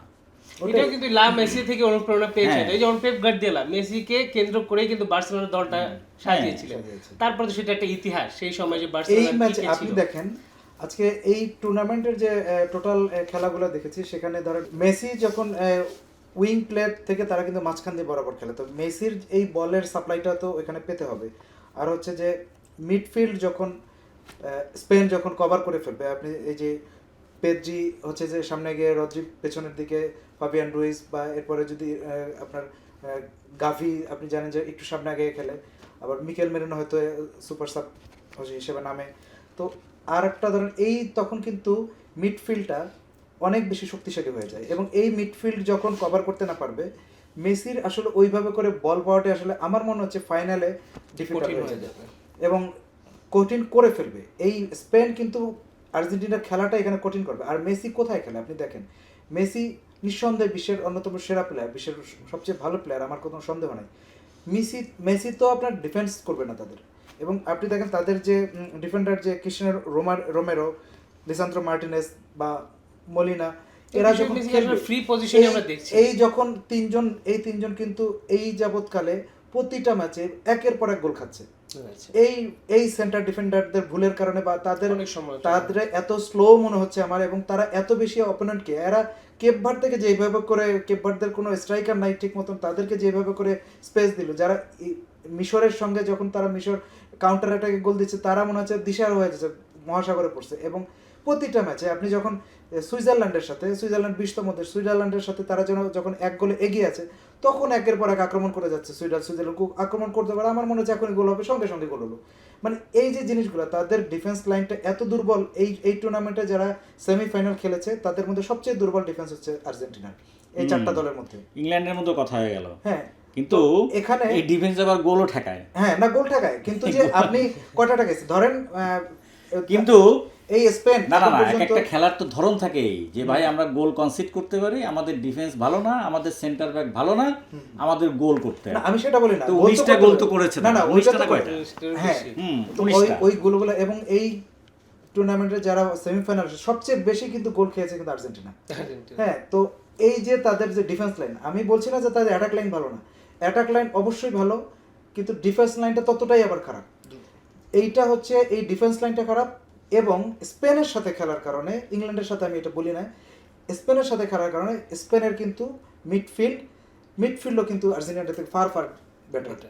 এবং এই একটা কারণে আপনি যখন আর্জেন্টিনা দেখেন, আর্জেন্টিনার আপনি নাম বলতে পারবেন যে এই কয়জন ভালো খেলছে, এই তিনজন, রোমেরো, হ্যাঁ, Julian Alvarez, Lisandro Lautaro Martinez বা মেসি, এরা অ্যাটাক লাইনে ভালো খেলছে। এবং এখানে আপনার লিসান্দ্রো মার্টিনেজ একমাত্র দেখছি সেন্টার ব্যাকে একটু ভালো খেলে, মানে এছাড়া কিন্তু এই গোনা, এবং এরা খুব ভালো খেলে, কোনো সন্দেহ নাই।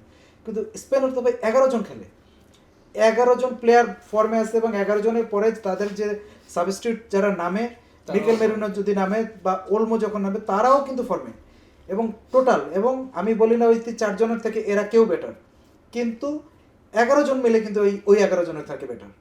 এবং যখন আমি আপনাকে এই দাদাকে বলে, আজকে তো এই প্রোগ্রামে, এটা রেকর্ডেড প্রোগ্রাম, এখানে আমি বলে যাচ্ছি, যদি স্পেন তার স্বাভাবিক খেলাটা খেলে এবং ওই খেলাটা তাদের যে খেলার ধরনটা যদি এটা বজায় রাখে, এই ফাইনালে আমার মনে হচ্ছে একতরফা একটা ম্যাচ হতে পারে। এবং আর্জেন্টিনা এখানে মানে ওই ফ্রান্সের যেই ঘটনা ঘটছে, ফ্রান্স একই রকম তাদের অ্যাটাকিং ছিল, আর্জেন্টিনার একই রকম অ্যাটাকিং আছে, ফ্রান্সেরও কিন্তু ডিফেন্স লাইনে দুর্বলতা ছিল, আর্জেন্টিনার আছে। ফ্রান্সের কিন্তু তুলনামূলক আর্জেন্টিনার থেকে মিডফিল্ড কিছুটা ভালো ছিল। এই আর্জেন্টিনার কিন্তু মিডফিল্ড এই টুর্নামেন্টে অন্তত ওই রকম করে ভালো খেলছে না, এবং নামের প্রতি তারা সুবিচার করতে পারছে। এটা যদি ওই দিন সুবিচার করে, ওই দিন যদি আর্জেন্টিনা তার নামের প্রতি সুবিচার করে। আর ফ্রান্সের মিডফিল্ড ভালো ছিল, ঠিক আছে, আমি স্বীকার করছি, কিন্তু ঘটনা হলো যখন পারপাসফুল খেলা হয়, তখন দেখা যাচ্ছে যে এই মিডফিল্ডই অনেক দূর যাচ্ছে, এবং অনেকটা কাজ করে। ম্যাকঅ্যালিস্টার বক্স টু বক্স খেলছে, Enzo Fernandez box to box, নিচে নামছে, উপরে উঠছে, গোল করছে, তাই না? গোল স্কোরিং, ম্যাকঅ্যালিস্টার গোল করেছে। এই যে সেকেন্ড গোলটা, এই যে ইংল্যান্ডের সঙ্গে যে গোলটা হলো, গোলটা তো ম্যাকঅ্যালিস্টারের হতে পারতো, তাই না? পোস্টে লেগে আসছে। তার মানে এদের যেমন গোলের দিকে যেমন তাদের ইয়ে আছে, গোলের গন্ধ যেমন পাচ্ছে, সেরকম ভাবে তারা ডিফেন্সে না করতে আমি পারছে। আমি সেটা বলছি আমি মনে তাদের করি কি আর্জেন্টিনা যেমন সেন্টার ডিফেন্সিভ মিডফিল্ডার এবার কিন্তু অভাবটা চোখে পড়ে, না, যেমন আমি কিন্তু- মাস্কেরানো, আমি ক্যাম্বিয়াসো, এরা কিন্তু সেন্টার ডিফেন্সিভ লিয়ান্ড্রো পারেদেস কিন্তু সেই তুলনায় খুবই মাস্কেরানো অনেক আগে শেষ হয়ে আমি বলি গেছে। ম্যাকঅ্যালিস্টার 2018 সালে আর্জেন্টিনার ডাউনফলের অন্যতম কারণ ছিল Mascherano. He was so slow, slow. নামতে পারতো না, 3 গজের বেশি দৌড়াতে পারতো না। মার্চেনানো তার জীবনের শেষ দিন পর্যন্ত দুর্দান্ত খেলে গেছে।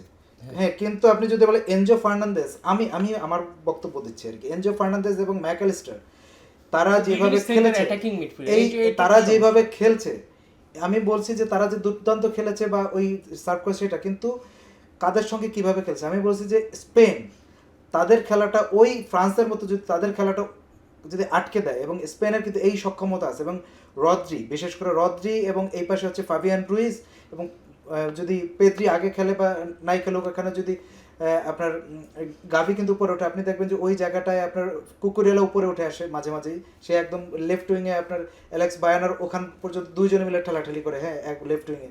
তো এই যে তাদের খেলার যে গতি এবং খেলা যে তারা হচ্ছে কন্ট্রোল, আপনি বলে রাখি, আপনি লিখে রাখেন এই খেলায় স্পেনের কয় গোলে জিতবে? না, দু গোলের কথা বলছি না, আমি বলছি স্পেনের একতরফা হলে তো বলতে হবে 6-0 5-0 একটা বলি আমি, স্পেন এইখানে এই ম্যাচে আর্জেন্টিনার বল পজিশন প্রত্যেকটা ম্যাচে দেখেন যে আর্জেন্টিনার বল পজিশন 60-এর উপরে প্রত্যেকটা ম্যাচে। না, আর্জেন্টিনার বল পজিশন 55 এদের চেয়েও কম ছিল। কাদের? ওই যে না, সুইজারল্যান্ডের চেয়ে কম সুইজারল্যান্ডের ছিল, চেয়ে বেশি ছিল। শেষ দিকে বেড়ে total গেছে, খেলার কিন্তু যখন শুরু করে শুরুর দিকে একটু কম ছিল, তো পরে আবার অনেক বেশি ছিল। বেশি ছিল শুরুর দিকে। হ্যাঁ, এই পুরো টুর্নামেন্টে ইংল্যান্ডের ম্যাচে তাদের গড় হিসাবে বল পজিশনটা আর্জেন্টিনা সেভাবে পারছে না, বিকজ অফ ওই যে স্লোনেস, তারপরে তাদের ওই সেরকম ধারালো উইঙ্গার নাই, ওইটা এসব বলছি যে নানা কারণে। বল পজিশনের আমি ওইটা বলছি যে আর্জেন্টিনার এই ম্যাচে বল পজিশন কম থাকবে, এবং বল পজিশন ফ্রান্সের বেশি, এবং আর্জেন্টিনাদের স্বাভাবিক খেলাটা বল পজিশন বেশি থাকবে, হ্যাঁ, আর- কিন্তু এই স্পেনই প্রমাণ করছে যে বল পজিশন ইজ নট অল। এটা কবে দাদা? এই তো 2000 এই যে ইয়েতেই তো, এটা তো লাস্ট, হ্যাঁ, এই বিশ্বকাপের আগে। আরে ভাই 2010 সালে চ্যাম্পিয়ন হওয়ার পরে আর কবে তারা এই করছে, এই যে কিছু এইবারই, খেলা- একদমই না। এইবারই করছে, সেটা হলো দেলা ফুয়েন্তে, হ্যাঁ। দেলা ফুয়েন্তে এর মধ্যে তো আপনার 22 সাল তারপরে পর্যন্ত মনে হচ্ছিল স্পেনের- যে কি আমরা কি আমাদের ফুটবল কি হারিয়ে গেল। হ্যাঁ, স্পেন 22 সাল এই জন্য। পর্যন্ত এই টিকাটাকায় যেটা ছিল, ওই আমি ওইটা বলছি যে আমি শুধু বল পজিশন, আমি বলছি এই বিশ্বকাপে, এবং তাদের খেলা কিন্তু চেঞ্জ হয়ে গেছে, ওই আগের খেলাটা নাই। হ্যাঁ, ওদের চেঞ্জ এবার হয়েছে, যেটা হয়েছে, ওই চেঞ্জ হয়েছে তো আর্জেন্টিনা আরো বেশি ফ্লেক্সিবল। হ্যাঁ, আর্জেন্টিনা মাঠে অনেক বেশি পজিশন flexible, চেঞ্জ করতে পারে, ফরমেশন চেঞ্জ করতে পারে আরো বেশি।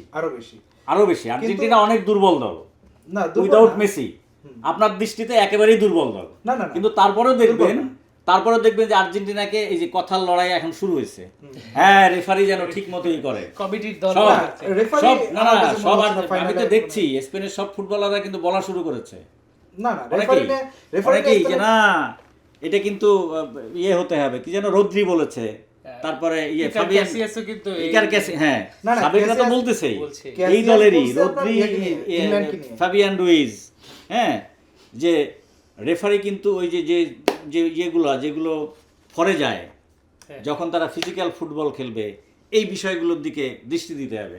তার মানে কি আপনার আগে তো একটা মেন্টাল গেম চলবে, তাই না? না, সেটা চলবে, আমি সেটাই বলছি, আমি সাইকোলজিক্যাল ওয়ার চলবে, ওটাই দাদা আমি বলছি সেই যে সাইকোলজিক্যাল ওয়ার চলবে। না, আমি বলছি আর যে ঘটনা হলো আপনার কি যে ইয়েটা- ফাইনাল দুইটা দলই ফাইনালে উঠেছে, একটা দল কঠিনভাবে জিতে ফাইনালে উঠেছে। এটা কিন্তু ভেরি মানে ইয়ে যে এই 36 নম্বরের সাথে জিতেছে, 65 নম্বরের সাথে জিতেছে, নট দ্যাট তারা বিশ্বকাপে খেলতে এসেছে, না, কোনো তারা দলই কিন্তু ওইরকম না। প্রতিপক্ষ। না, আমি তাই সেটাই না? বলছি যে আমি কিন্তু সেই আর্জেন্টিনা সেজন্য এখানে position- বাংলাদেশেও মানে কিন্তু একটা ফাইনালে এমন লড়াইটা একটা- হবে শেষ লড়াই। এখনো যেমন আমরা হ্যাঁ, বাংলাদেশে শেষ লড়াই। কিন্তু আমার কথার লড়াই কাছে দেখতে যেটা মনে পাচ্ছি। হয়, এই শেষ আমি লড়াইটা, আপনাকে বললাম যে শেষ তাদের যে- লড়াইতে যদি ইয়ে করা হয় তো স্পেন এগিয়ে থাকবে। স্পেন এগিয়ে আছে, এই যে এই নানা রকমের ইকুয়েশন, তাদের এই ভালো ইয়ে ভালো সবকিছুই, তাই না? কিন্তু না, ঘটনা ওই যে হলো যে তাদের এইটা শেষ লড়াই। তাদের যে স্পেনের যে ডিফেন্স লাইন, হুম। এবং এই ডিফেন্স লাইন এটা নিঃসন্দেহে কিন্তু নিঃসন্দেহে ওয়ার্ল্ড কাপের সেরা। এবং এইটা কিন্তু আর্জেন্টিনার ডিফেন্স লাইন কিন্তু তাদের তুলনায় অনেকটাই হু নোজ কি ঘটে, হ্যাঁ। আপনি সেটা আপনি থিওরিটিক্যাল না, বলতে আমি পারেন। আমি তো থিওরিটিক্যালি আপনি- বলি, হ্যাঁ। আমি হচ্ছে যে কি ঘটে ঠিক। ওটা তো আমরা খেলার দিনে আমরা হচ্ছে এখানে আলোচনা যেটা করছি যে আসলে এখন পর্যন্ত দুই দলের পরিসংখ্যান মানে দুই দলের যে যারা যারা খেলছে তাদের অপোনেন্ট, যেমন স্পেনের ডিফেন্স আর্জেন্টিনার ডিফেন্স, স্পেনের মিডফিল্ড আর্জেন্টিনার মিডফিল্ড, এবং স্পেনের অ্যাটাকিং আর্জেন্টিনার অ্যাটাকিং এবং উইঙ্গার, দুই উইঙ্গার সব যদি বলেন, কিছুই স্পেনে গিয়ে আছে, না কিন্তু আপনার এই আর্জেন্টিনার একজন মেসি আছে, হ্যাঁ, হ্যাঁ, এই এটাই আসলে আর্জেন্টিনার আমার একজন কাছে যেটা মেসি আছে, মেসি- একজন লিওনেল মেসি আছে, দো হি ইজ 39 ইয়ার্স ওল্ড, তারপরেও মেসি 8টা গোল করেছে, মেসি 4টা অ্যাসিস্ট করেছে। না মেসি যদি ওই 8টা গোল করে আমার কাছে তারপরে মনে হচ্ছে মেসিরও কিন্তু সীমাবদ্ধতা আছে, এবং মেসি সীমাবদ্ধতা তো ঢাকাই আছে, মানে কিন্তু এই হচ্ছে যে- সীমাবদ্ধতায় মেসিকে নিয়ে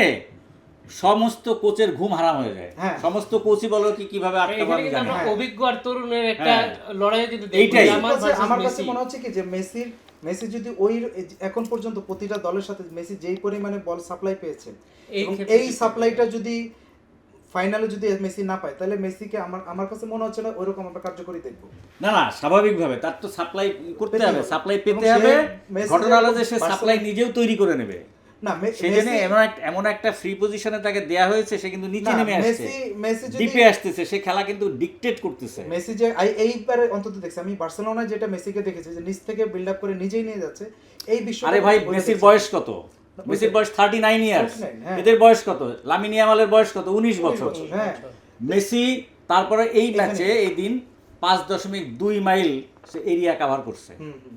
পুরো না, ইয়েদের ওইটাই, মতো, তো ওইটাই তাই না? ওইটা কিন্তু আর মেসির পক্ষে সবসময় এটা এতটা কভার করে এই বয়সে সম্ভব হবে না।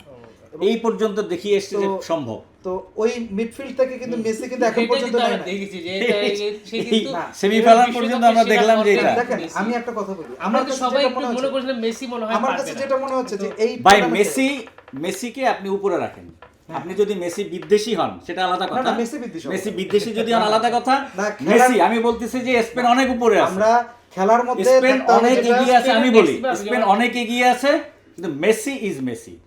এক মেসি দিয়ে তো জেতা যায় না, এক মেসি দিয়ে জিতে আসছে, আসছে কিন্তু এটা আসছে কিন্তু স্পেনের আজকে সাথে- হয়তো আপনি দেখা এই যাক। এই না ফ্রান্স না, আপনি তো জিতিয়ে রাখলেন না, স্পেনকে, জিতে না স্পেনকে আমি জিতিয়ে বলি- রাখলেন এবং অনেকেই জিতিয়ে রেখেছে, এটা অনেকেই জিতিয়ে রেখেছে, কিন্তু মেসিকে যেভাবে দেখছি, মেসিকে আমি না, আপনি- 21 বছর ধরে দেখেছি, আর আমার এই না হিস্ট্রি না, হ্যাঁ। আমি বলছি যে দাদা হিস্ট্রি না, ওর খেলাই দেখেছি। এই না ওই খেলার হিস্ট্রি না, আমি বলছি যে আজকে এই ম্যাচে আপনি ম্যান টু ম্যান ওরা তো চেষ্টা করবে, মেসি নিজেই তো বলেছে যে ওরা চেষ্টা করবে আমাকে খেলতে না দিতে, আমরাও চেষ্টা করব এর মধ্যে দিয়েই আমি খেলা খেলা বের বের করে করতে। নেওয়া। এইটাই তো লড়াই, এটাই তো ফাইনালের এটা তো লড়াই। আপনি বললেন শুধুমাত্র স্পেনের মানে ইয়েতে স্পেনের ডিফেন্স লাইনে মেসি খেলবে না তো কি, আর এরপরে যে মিডফিল্ড আছে এবং যে আর্জেন্টিনার যে একটা ডিফেন্স আছে সেখানে তো আর মেসি খেলবে না। সেটা আছে, কিন্তু এই স্পেনের একটা দুর্বলতা কি জানেন? এই স্পেনের গোল বের করার লোক নেই, এরা ফলস নাইন নিয়ে খেলে, স্পেনেরই একমাত্র গোল বের হ্যাঁ। করার লোক বেশি, এরা ফলস নাইন কারণ নিয়ে কি জানেন? হ্যাঁ, ওই যে দেখলাম তো, সবাই গোল করে। দেখলাম তো, ইয়ের সাথেই তো গোল করতে পারে নাই, কেপ ভার্দের সাথে গোল করতে পারে নাই। সেই কেপবার্দের সাথে কি খেলছে তাই না? আপনি দেখেন, কেপবার্দ সেই কেপবার্দের সাথে তো গোল বের আমি করতে তাহলে পারে। একটা বলি দাদা, মানে এত বড় কেপবার্দে- টিম, সবাই বলছে যে আর্জেন্টিনা হলো কমিটির টিম, সে কেপ ভার্দের সাথে গোল করতে পারলো না। কেপবার্দের আমি এটা একটা বলি, এবং আচ্ছা, স্পেনের একটা ছিল, তাহলে এই কেপবার্দ- স্পেনের সাথে স্ট্রাইকার একটু স্পেনের সাথে প্রতি এরকম ভাবে হয়েই তো কেপ ভার্দে কিন্তু উঠে গেল যে আমরা আমি স্পেনকে এগিয়ে দিয়েছি। কেপবার্দে ওই স্পেনের সাথে খেলে ওঠে না, কেপবার্দে ওইভাবে উঠেই কিন্তু বিশ্বকাপে আসছে। আমি আপনাকে না বলি, না, তাহলে কেপবার্দে- আবার বলা হচ্ছে যে এই কেপ ভার্দের সাথে জিতেছে হ্যাঁ, আর্জেন্টিনা। না না তাহলে তাহলে আমি কেন? ওই যে কেপবার্দের সঙ্গে যে দুইটা ম্যাচ হয়েছে, একটা স্পেনের সাথে আর আর্জেন্টিনা, আপনি যদি ওই দুইটা ম্যাচ দেখেন কেপবার্দে স্পেনের সাথে কোনো একটা অন টার্গেটের শট ছিল না, আসতেই পারে না, এবং ফুটবলে আর্জেন্টিনা কিন্তু দুই গোল দুইটা দিছে। গোল দিয়েছে। ফুটবলে এটা একটা একটা- বিষয় থাকে, হ্যাঁ ফুটবলে সারা বছর, আমি তো 34 বছর ধরে ফুটবল রিপোর্টিং করি, আমি ঢাকা স্টেডিয়ামের কথাই বলি, সারা বছর একটা ম্যাচের জন্য তৈরি হয় একটা দল। হুম। ফরাসগঞ্জ যে আজকে আবাহনীকে আমরা ধরে দেব, ওদের চিন্তা থাকে এই যে আমরা অন্য ম্যাচে 6 গোল খাই, 7 গোল খাই, কি করি, আমাদের খেলা একটাই, আবাহনীর সাথে খেলতে হবে, মোহামেডানের সাথে খেলতে হবে। কেপ ভার্দে ওইটা নিয়েই আসছিল আর যে আমরা স্পেনের সাথে হ্যাঁ, যে আমরা আর্জেন্টিনাকে দেখিয়ে দেব এটা, আর্জেন্টিনা এবং সেটা পেরেছে। সেটা পেরেছে কেন? সেটা পেরেছে, তাদের কোয়ালিটি তো খারাপ না, বিশ্বকাপে এসেছে, তাই না?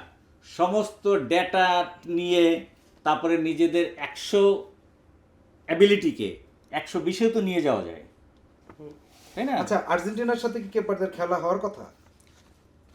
হলো তো, কি জন্য হলো? শোনেন, কি জন্য হলো? আমি বলি দাদা, না, না, কেন হলো? এখানে একটা গ্রুপ আছে। না, না, এই গ্রুপে কেপারদের খেলা কেন হলো? কেপারদের আগে থেকেই জানে তাদের গ্রুপের 3টা দল, স্পেন, সৌদি আরব এবং হচ্ছে উরুগুয়ে। তারা জানে যে স্পেনের সাথে তাদের প্রথম ম্যাচ, তারা কিন্তু জানে না যে আর্জেন্টিনার সাথে তাদের খেলা না, না, তাহলে আপনি বললেন কেন যে কেপ ভার্দে খেলা হওয়ার কথা কিনা? সেটা কি আর্জেন্টিনা জানতো? না, তাহলে কেপ কেপারদেও জানে না। হ্যাঁ, তাহলে তারা তারা তারা না, আর্জেন্টিনার তাহলে জন্য কেপ প্রস্তুতি ভার্দে নেবে নিয়ে না। এত কথা কেন? না, যে কেপ কেপ ভার্দে- ভার্দেকে হারাতেই নাভিশ্বাস কেপ উঠে ভার্দে গেছে। যে এবার- না, না, আমি তো সেটা বলি না। কথা হয়নি। আমি কেপবার্দের কথা বলি না, আপনি তো কেপবার্দের প্রসঙ্গ তুললেন। আমি সেই জন্য বললাম যে কেপবার্দের সঙ্গে স্পেন গোল দিতে পারে না, বিষয়টা তা না। আবার আর্জেন্টিনা অবশ্যই হচ্ছে- এটা নিয়ে ওই সময় যে সমালোচনাটা হলো, হ্যাঁ। যে সাবেক স্প্যানিশ খেলোয়াড়রা যা বললো, সে তো লাভ হুইন থেকে ধুয়ে দিল ধুয়ে দিল।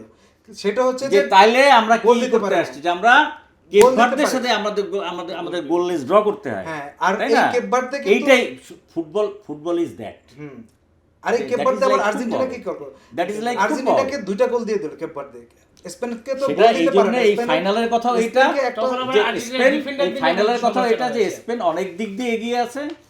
স্পেন দুর্ধর্ষ দল, কিন্তু র্যাঙ্কিং এ আবার দেখা যায় যে দীর্ঘ আচ্ছা, সময় আমরা এখানে শেষ পর্যায়ে আর্জেন্টিনা চলে আছে। আসছি। হ্যাঁ। আমরা একটু আরেকটা একটু ছোট করে জানতে চাই, স্কোর লাইন প্রেডিকশন যেটা, এইটা হিরামের থেকে আগে শুনি যে প্রথমে একটু তৃতীয় স্থান নির্ধারণী ম্যাচের স্কোর লাইন প্রেডিকশন দুজনে শুনি। আমার কাছে আজকে মনে হয় যে ফ্রান্স 2-1 বা 3-1 গোলে জিতবে। দাদার মত কি মনে হয় যে এবার আমি ফ্রান্স আসলে এই ইংল্যান্ড- প্রেডিকশন এইভাবে বিশ্বাসী না। মানে এটা ফ্রান্স মজা- জিততে পারে। আসলে আমি দেখেছি যে ইংল্যান্ড ওই থার্ড প্লেস ডিসাইডিং ম্যাচটা নিয়ে খুব একটা করে না। যেমন 2018 সালেও তারা বেলজিয়ামের কাছে হেরেছিল। সেখানে তাদের গোল্ডেন বুটের লড়াইয়ে ছিল, হ্যারিকেন নামায়নি ওই ম্যাচে। না, মানে- হ্যাঁ, ওই ম্যাচে খেলেনি। তো এই জায়গায় ফ্রান্স জিততে পারে, ইংল্যান্ডও জিততে পারে, কারণ দুই দল ওই আর্জ নিয়ে খেলবে না। স্কোর লাইনটা যদি একটু স্কোর লাইন যেদিকেই যাক 2-1। 2-1, ওকে। এবারে আসি আসল যে ম্যাচটা, যেটা আসলে এই দুই দলকে আসলে ধন্যবাদও আমাদের জানানো উচিত। যেমন আর্জেন্টিনাকে বিশেষ করে একটা ধন্যবাদ জানানো উচিত যে বাংলাদেশে যে ওয়ার্ল্ড কাপের যে এখনো হাইপটা, আর্জেন্টিনা না থাকলে কিন্তু এটা থাকতো না। এই যে আমরা কথা লড়াই দেখছি, এটা কিন্তু আর্জেন্টিনা থাকার কারণে। আবার স্পেন সময়ের শ্রেষ্ঠ দল, তো এই স্পেনও যদি না থাকতো আর্জেন্টিনার বিপক্ষে, তাহলেও কিন্তু আমরা এত জমজমাট একটা ম্যাচ। এই ম্যাচের স্কোর লাইন প্রেডিকশনটা হিরো ভাইয়ের কাছে জানতে চাই যে ফাইনালের স্কোর লাইন প্রেডিকশন আসলে হয়েছে কি, আমি বলবো না যে ফাইনাল, এটা স্পেন আর্জেন্টিনা দুই দলই আসলে এই ব্যাপারে অভিজ্ঞ এবং তারা বিভিন্ন টুর্নামেন্টে ফাইনাল খেলেছে। তারা ইউরোতে ফাইনাল খেলে অনেকবার ইউরো জিতেছে, তারা আর্জেন্টিনার কোপা জিতেছে, বিশ্বকাপ জিতেছে 3বার। সো এরা জানে, তাদের কাছে আমার কাছে মনে হচ্ছে যে ফাইনাল বলে কিছু নাই, এটা তাদের একটা রেগুলার একটা ম্যাচ হিসেবে তারা খেলবে। ফাইনালে চাপ ওইভাবে নিবে না, দুই দলের মধ্যে এটা আছে। তো ওইটা যদি হয়, এই ম্যাচের টোটাল বিশ্লেষণ করে আমার কাছে যেটা মনে হয়েছে যে এই ম্যাচটা খুব টাইট একটা ম্যাচ হবে এবং সেখানে স্পেন হয়তো 2-1 গোলে বা 3-1 গোলে জিতবে। ওকে, এবারে এই স্কোর লাইন যেই জিতুক 2-1 গোলে জিতবে, এবং এই ম্যাচটা এক্সট্রা টাইমে যাওয়ার মানে পসিবিলিটি খুব বেশি। কি ম্যাচ থেকে একটু চ্যাম্পিয়ন হিসেবে বের হয়ে আসতে পারে বলে আপনার মনে হয়? এটা তো আমি তো কখনোই বলিনি যে স্পেন জিতবে বা আর্জেন্টিনা জিতবে। স্পেন সব বিচারে এগিয়ে থাকে। শক্তির পাল্লায় সেটা আমি প্রথমেই বললাম যে স্পেন দারুণ দল, তারা দারুণ খেলেছে। এই 7টা ম্যাচে মাত্র 1টা গোল খেয়েছে, তাই না? সেই জন্য স্পেন কাগজে কলমে এগিয়ে আছে। কিন্তু আমার মস্তিষ্ক যদি বলে স্পেন, মন বলে আর্জেন্টিনা। হ্যাঁ, তার কারণ কি, আর্জেন্টিনার আছে আর্জ আর্জেন্টিনার মধ্যে লড়াইয়ের প্রেরণাটা বেশি, এটা আমি দেখেছি। এবং আর্জেন্টিনা কিন্তু সহজে ছাড়বে না, এটা সত্যি কথা। আর্জেন্টিনা অবশ্যই সর্বসাধ্য দিয়ে চেষ্টা করবে। ধন্যবাদ সবাইকে, ধন্যবাদ দর্শকদেরকে ধন্যবাদ জানিয়ে দিচ্ছি। আমাদের হাতে আর বেশি সময় নেই, বিশ্বকাপের ফাইনাল আমরা আগামীকালকেই দেখতে যাচ্ছি। তো এর মধ্যে আপনার প্রিয় দলকে সমর্থন করতে থাকুন, আপনাদের প্রেডিকশন আমাদেরকে জানিয়ে দিন। তৃতীয় স্থান নির্ধারণী ম্যাচ হোক কিংবা ফাইনাল হোক, আপনি কি মনে করছেন আপনার প্রিয় দল আর্জেন্টিনা কিংবা স্পেন কি জিতবে? আর জিতলেও সেখানে স্কোর লাইনটা কি হবে সেটাও আমাদেরকে জানিয়ে দিন কমেন্ট বক্সে। ধন্যবাদ।